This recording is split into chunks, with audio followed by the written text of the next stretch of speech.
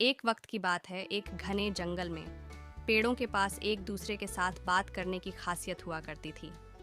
वे अपने विचारों और भावनाओं को एक दूसरे के साथ साझा कर सकते थे। पेड़ एक दूसरे के बहुत ही अच्छे दोस्त थे। वे एक साथ खेलते थे, एक साथ गाते थे और एक साथ खुश होते थे। एक दिन एक भयानक तूफान आया। तूफान बहुत ही शक्तिशाली था। हवा बहुत तेज चल रही थी और बारिश बहुत जोर से हो रही थी।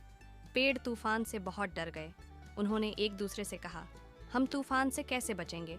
एक समझदार पेड़ ने कहा, हमें एकजुट होना होगा। अगर हम एक साथ खड़े रहेंगे तो हम तूफान से बच सकते हैं। पेड़ों ने समझदार पेड़ की बात मान ली। वे एक साथ खड़े हो गए और एक अटूट बंधन बना लिया। तूफान के कहर ने पेड़ों को हिलाना शुरू कर दिया, लेकिन पेड़ एक दूसरे को कसकर पकड़कर खड़े रहे। तूफान बहुत देर तक चला, लेकिन आखिर में तूफान थक गया और चला गया।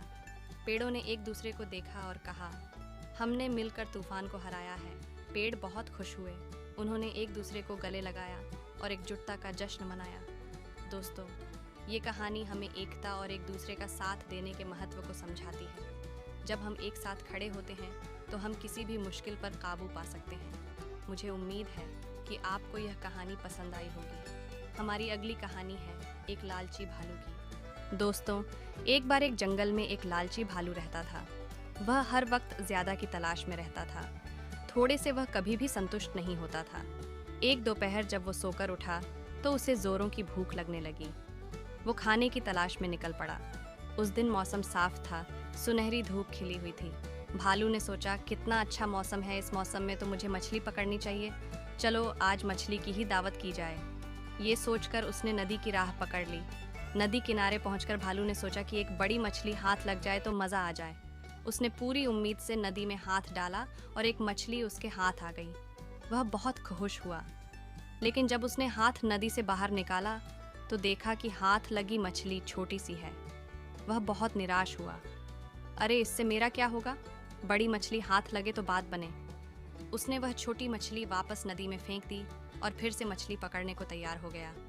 कुछ देर बाद उसने फिर से नदी में हाथ डाला और उसके हाथ फिर से एक मछली लग गई, लेकिन वह मछली भी छोटी थी। उसने वो मछली भी यह सोचकर नदी में फेंक दी कि इस छोटी सी मछली से मेरा पेट नहीं भर पाएगा। वो बार बार नदी में हाथ डालकर मछली पकड़ता और हर बार उसके हाथ छोटी मछली लगती। वो बड़ी की आशा में छोटी मछली वापस नदी में फेंक देता। ऐसा करते करते शाम हो गई और उसके हाथ एक भी बड़ी मछली नहीं लगी। भूख के मारे उसका बुरा हाल हो गया। वो सोचने लगा कि बड़ी मछली के लिए मैंने कितनी सारी छोटी मछलियाँ फेंक दी। उतनी छोटी मछलियाँ एक बड़ी मछली के बराबर हो सकती थी और मेरा पेट भर सकता था। अब वो अपनी गलती पर पछता रहा था। दोस्तों, इस कहानी से हमें ये सीख मिलती है कि हमारे पास जो है, हमें उसका महत्व समझना चाहिए। भले ही वो छोटी सही, लेकिन कुछ न होने से बेहतर है। फ्रेंड्स, अगर आपको हमारी आज की स्टोरीज पसंद आई वो लाइक और शेयर करें। ऐसी ही मज़ेदार एजुकेशनल स्टोरीज के लिए हमारे चैनल किड्स IQ को सब्सक्राइब ज़रूर करें। Thank you.